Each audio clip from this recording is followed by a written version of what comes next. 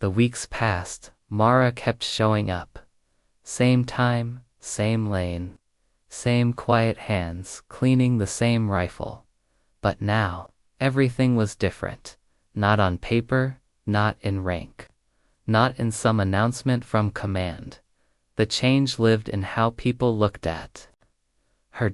With respect, with restraint, with a kind of silent reverence reserved for legends who don't speak, but never have to.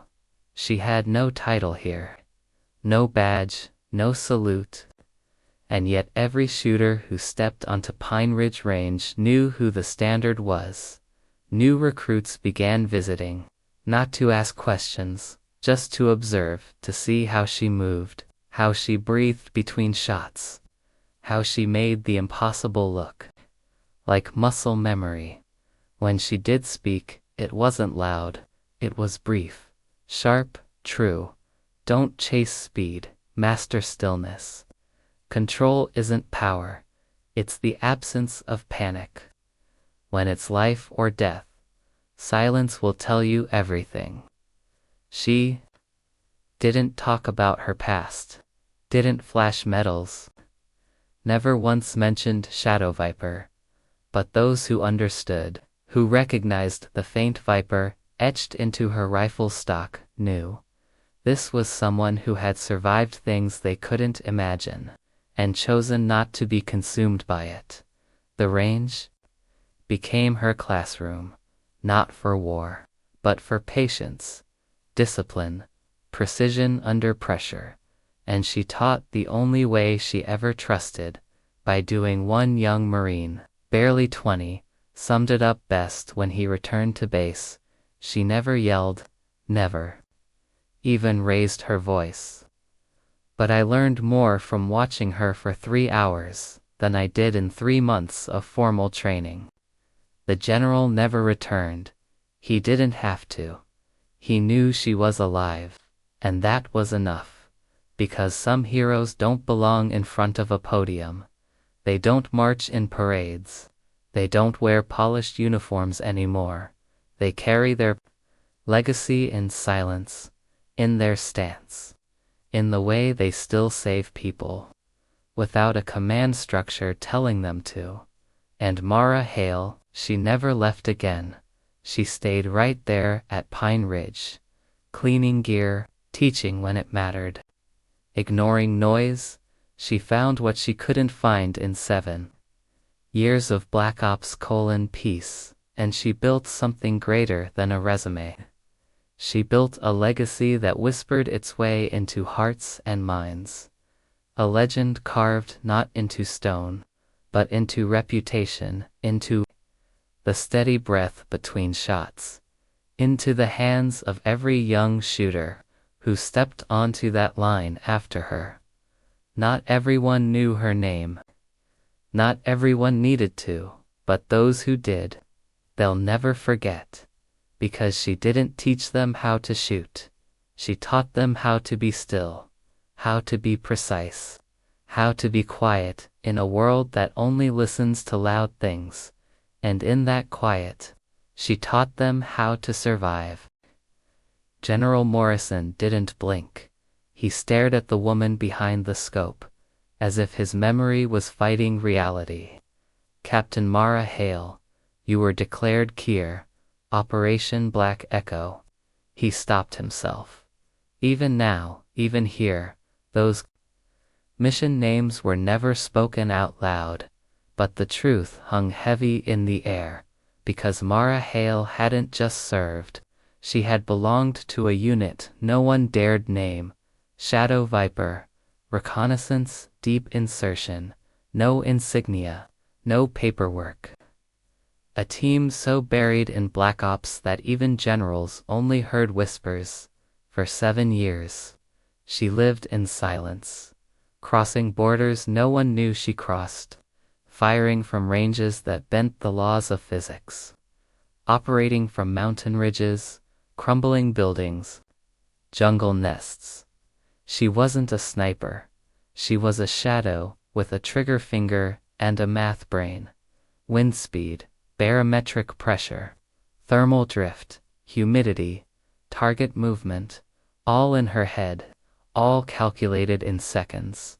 Some missions were so delicate that missing meant losing entire squads, and she never missed. Her kill count, classified, her call sign, Black Echo, a name whispered by special ops veterans like it belonged to a myth.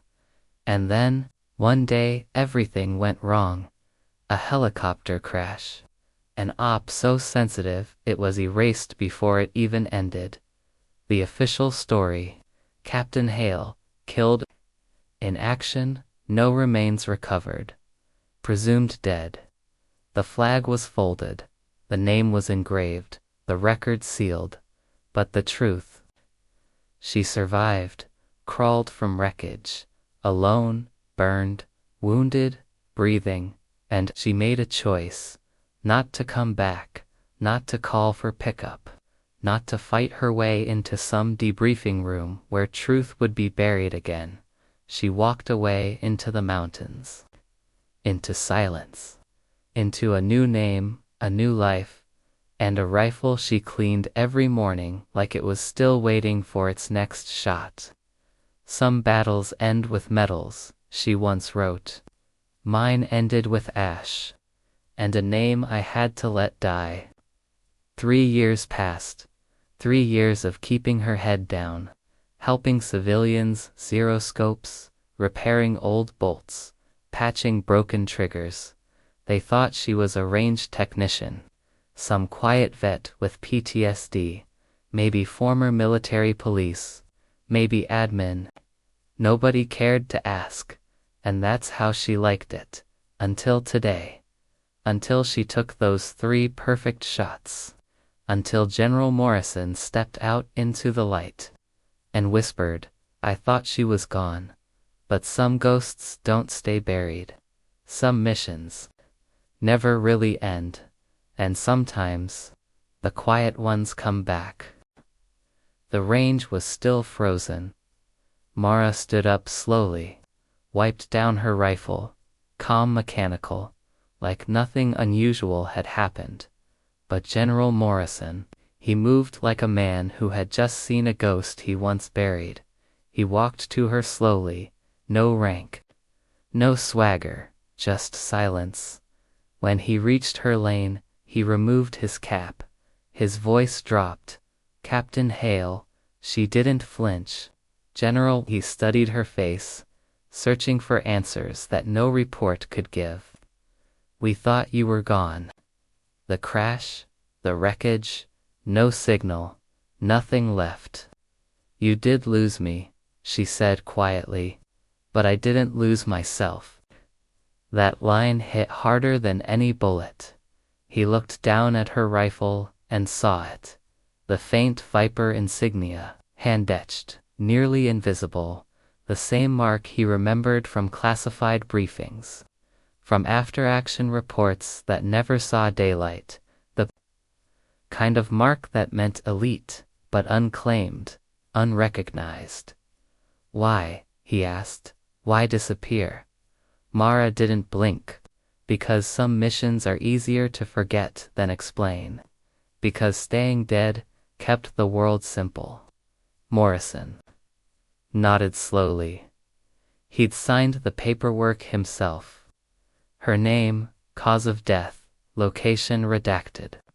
A line item on a mission that didn't exist. A lie the system needed.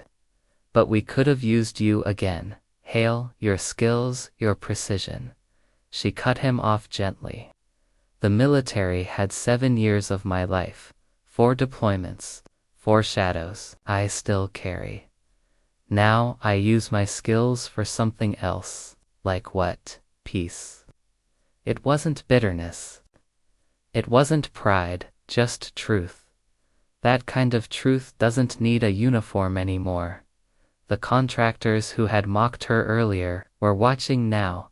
Their expressions changed. No more smirks, no more side comments, only silence.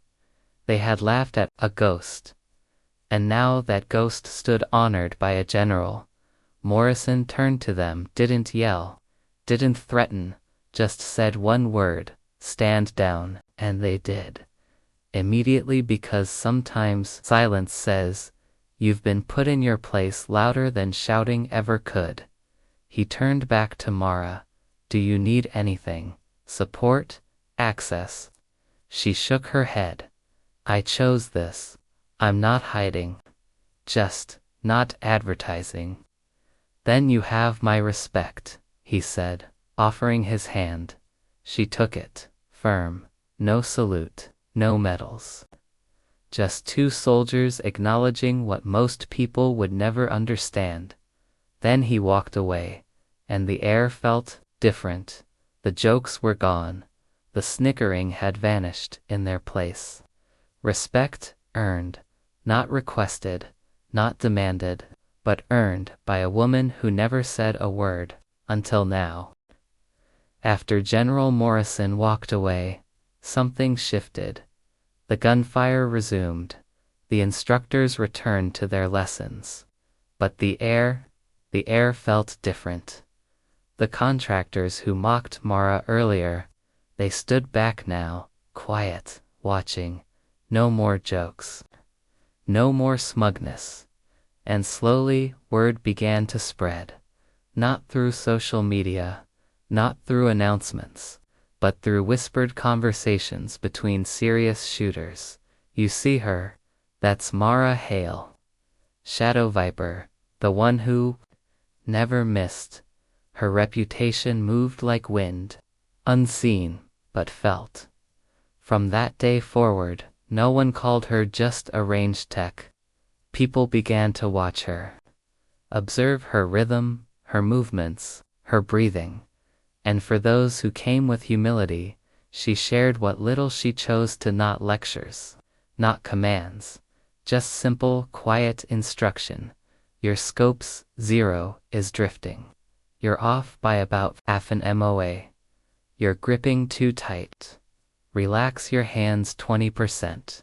You're holding your breath too long. Try the 3-second rule. Short sentences, but surgical precision. The kind of advice that came not from textbooks, but from years spent pulling triggers where failure meant death. She never raised her voice, never flashed credentials, never bragged. She let her shots speak.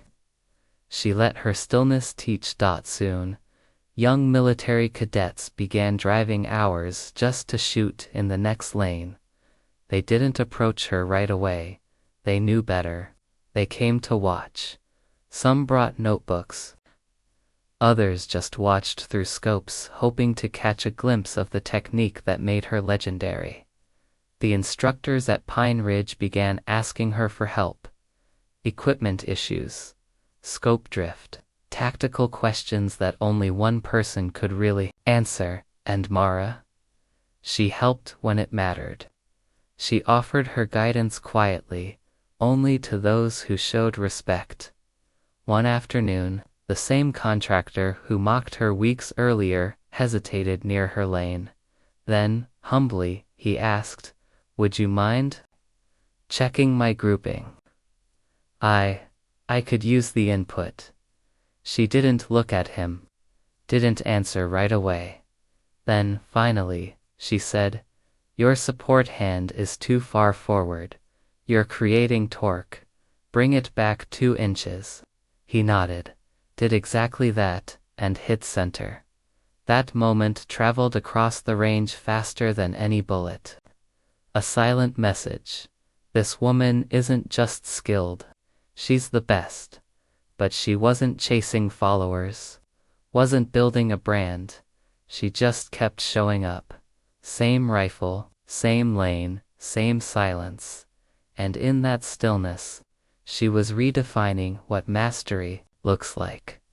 Not by shouting, not by commanding, but by simply being what no one else could be. It was a crisp Tuesday morning at Pine Ridge Shooting Range, a quiet facility nestled just outside a sleepy mountain town. The air smelled of gunpowder, pine, and the usual weekend warrior bravado. Veterans, contractors, and new shooters lined up across the range. Some chatted over coffee, others bragged about gear, but no one noticed the woman at the farthest lane, the one that required a longer walk, the one that most avoided because of the wind and elevation shift. She moved with purpose, but quietly, as if she wasn't there to be seen. Her boots were worn, the kind you don't buy but earn. Her tactical jacket, once black, had faded to charcoal gray. Her hands, steady. Her eyes, hidden behind cracked aviator sunglasses that had clearly seen more than just sunlight. She wasn't flashy, she didn't smile, and that was enough to invite mockery. Probably just here for a selfie, one contractor smirked 2 lanes over, loud enough to be heard. His buddy laughed, yeah, writing a blog post about tactical girl power. They chuckled like they'd already figured her out. No one corrected them. No one cared. But the woman said nothing. She set up her gear, custom rifle, modest at a glance. But with a scope so advanced, it cost more than some people's cars. Her movements were calm, mechanical, efficient, and then, with no fanfare, she took her shot, cracked 900 yards away. The paper target tore, dead center bullseye, whispers. Replaced gunfire. Second shot, same hole. Third shot, not the bullseye this time, no. She aimed at a tiny tunch tag fluttering on the edge of the frame. Wind tugged at it. It danced, cracked, gone, split in half midair. The laughter, gone too. Even the instructor, who'd been showing off his technique just moments earlier, fell silent. Because this wasn't marksmanship. It was art. And as stunned shooters looked toward the far lane, someone else stepped outside, drawn by the sound of those impossible shots. General Morrison, in uniform, visiting on an informal tour of the facility. He stared at the woman beneath the cap. She looked up from the scope. Their eyes met, and all color drained. From his face his voice dropped to a whisper, not for her but to himself. Jesus Christ, I thought she was gone, because this wasn't just a woman with a good shot. This was Captain Mara Hale, a legend, officially dead, buried, name etched on the wall of fallen heroes. And yet, here she was, calm, quiet, alive, and suddenly every mocking voice at the range realized they hadn't just underestimated a woman. They had dismissed a ghost with a rifle, and she had just reminded them that some ghosts never miss.